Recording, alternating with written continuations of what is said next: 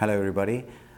This is again from Jaipur Institute of Management, and this time we'll be talking about CAT preparation. So it's about competitive examinations on the whole and CAT specifically. One of the things which we thought of in terms of CAT preparation was a little bit of the last minute tips, because the CAT examinations are coming around this November 16th and November 21st, and we thought that we'll give an idea of how to go about these competitive examinations. The first thing that we looked at is the element of preparation, which of course you might be preparing a lot all through the season since last year for the examination, and before that also you've been studying in your schools and you've been practicing a lot before that. So one of the essence of preparation, one of the things with CAT is preparation should be good. I'm sure that all of you are ready and raring to go, but the last minute hiccups is the one which makes a difference in CAT. So the first thing that I would like to talk about is attitude. The attitude which you carry yourself towards the examination. As soon as the examination concept comes into play, we take it as a hurdle rather than a challenge. So that's something which you should concentrate on as a change, because examinations are not hurdles, they are a challenge which you need to overcome. And if you take it as a hurdle, it becomes like, oh my God, I'm going to go through this and I'm going to do this, whether it's going to work out, I'm going to miss out on one question, whether it's going to, is the questions in math going to be difficult, are the verbal ability questions going to be difficult, so you're worrying.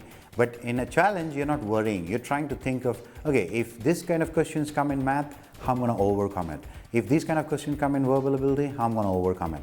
So primarily what you're doing is you're chiseling the axe. So if you think of the story, if a woodcutter is given the responsibility of being given an axe to go ahead and cut a tree, if he concentrates too much on the wood, there will be a lot of difficulty for him to make sure that the wood is cut. So if you have seen big, large oak trees or teak trees or any kind of those kind of wood, it's extremely difficult to cut. So his primary concentration should be of the chiseling of the axe. So in your case, it is chiseling of your skills. Now, how do you chisel the skills? So that's where attitude comes in. You got to make sure that your axe is so perfectly chiseled that with a good few cuts, the tree should come down. So that story, that story really brings in the essence of how to attack competitive examinations in terms of an attitude. Another thing is the amount of affiliation towards this particular subject matter that you should have. How much impact should you have it in your mind?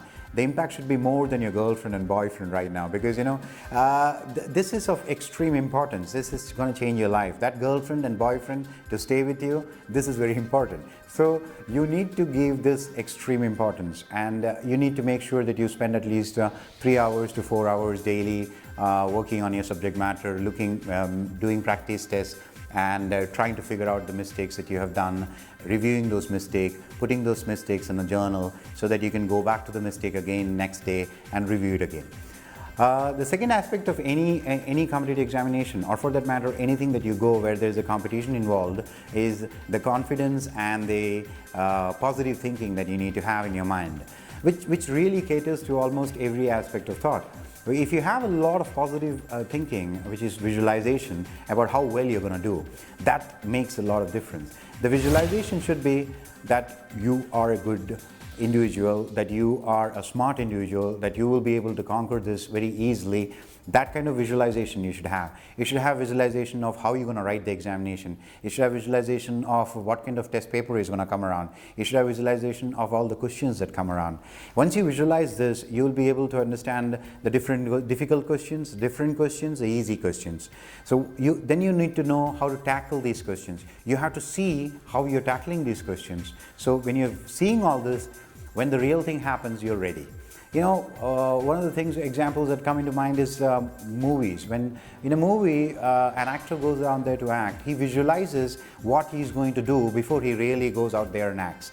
He's got the dramatics in front of him, he's got the dialogue pages in front of him, but he's literally visualizing a lot of things. So if you have seen certain action movies, the kind of stuff that is happening on the background is not really happening, it's a blank screen. But when he does it, he has to visualize that something is really happening behind him. So when you have Spider-Man swinging around, he doesn't really have buildings around him, but he need to visualize that in his head to do that acting, which is what is visualization, and that really helps in the way you approach your things with confidence. So that's almost to the level of positive thinking, because okay, you got to visualize positive aspects, you should not visualize negative aspects. That's a very important aspect in this kind of associational thinking. One of the things which will help you in terms of reading and reading comprehension and verbal ability, read a lot. Read a lot of good stuff. Don't read a lot of trash which is out there in the market.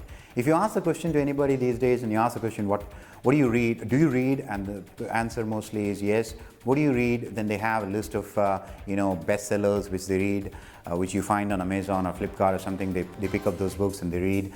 But that's not the only thing which you need to read. You need to read at least 1,000, 2,000 pages worth of good quality literature. If you have not done it till now, an easier way to go about it right now on an immediate basis is you can go check out the website on Nobel laureates giving their speeches. So the whole speech is down there in the format which you can read, and you can go through this. You can listen to the speech. You can also go through the speech by reading it. So it's a very essential thing that you read these things. You'll get different perspectives.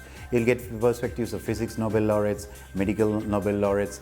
You'll get perspective of literature Nobel laureate. Some of them are easy, some of them are very different, some of them are extremely difficult to comprehend. So once you get into the play of understanding this, how comprehension works in terms of language, it'll be very helpful for you. Another thing which you can do is word usage, which is a very important aspect of CAT. Associations of those words with something else. That's the most important thing.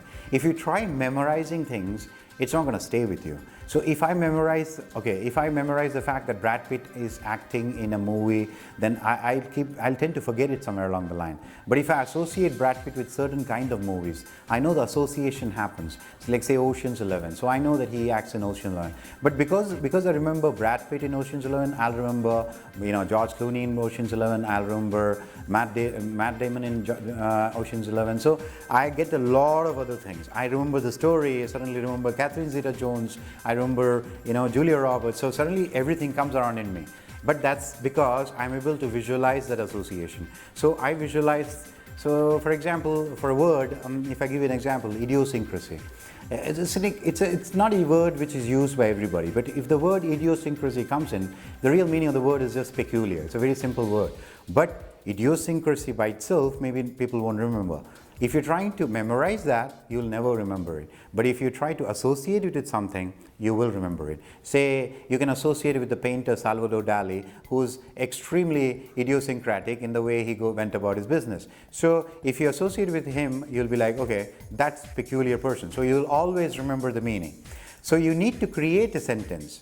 You need to create a sentence and you need to create an association so that you remember a word.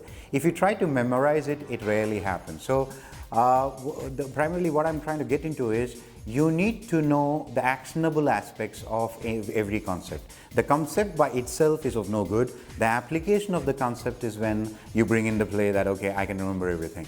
So memorizing things is nothing wrong with memorizing things. It's a wonderful thing. But it's a way you memorize which is what brings in the fault. Last but not the least, of course, is mind over matter. Because the whole essence of going for a competitive examination is about being there on time, eating the right foods, not being, if you're burping around the block, then it makes a lot of difference. You're very uncomfortable. That's the reason why that is happening. So you need the right food. You need to sleep really well. I mean, I know that there are a lot of people who think that I sleep only for 2 hours, I sleep only for 3 hours, I've been working very hard. But that's not the real essence. The real essence is you got to take that sleep very important. 8 hours of sleep is very important for your health. So you got to be healthy when you're sitting there. So that's the body, physical aspect. The mental aspect is you need to practice that thing of being, yes, I'm a wonderful person, I'm a smart person, I need to be there, I need to get things done. So once you're in the examination, you get the paper, you look into the paper, what you're thinking is, oh my God, this is going to be easy. That's the attitude that you should carry. This is going to be easy. I'm going to do all the questions which I know. So you cover the one where your skill set is very high. So if your math skill set is very high, get it over immediately. If your verbal skill set is very high, get it over immediately. You reach the reading comprehension area and you're reading the comprehension passage and you're not able to figure out what is going on. So what you do is you skip it. For the time being, you skip it and you go to the next question. You keep answering. What happens with this, if there are 70 questions and if you answer about 50, 55 of them from whatever you know and very fast, your confidence levels are very high. And once your confidence level is high, you go back to tackle that question which you dropped. I'm telling you, it's going to work out very well for you, because then you read the passage, then you get it immediately. Same thing goes with logical reasoning.